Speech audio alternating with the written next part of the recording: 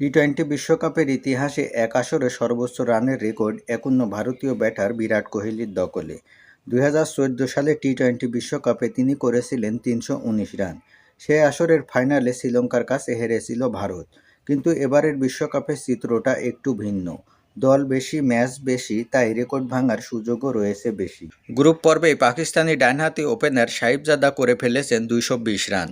Super 8-এ আরও 3টি match খেলবে পাকিস্তান। এই 3টি ম্যাচে সুযোগ পেলে সেই 3 ম্যাচে মাত্র 100 রান করতে পারলেই কোহলির রেকর্ডটি অনায়াসেই ভেঙে ফেলতে পারবেন সাহিবজাদা ফারহান। গ্রুপ পর্বে শেষে 178 রান নিয়ে দ্বিতীয় স্থানে রয়েছেন দক্ষিণ আফ্রিকার অধিনায়ক এডেন মার্করাম। 173 রান নিয়ে তৃতীয় স্থানে নিউজিল্যান্ডের টিম শেপার্ড।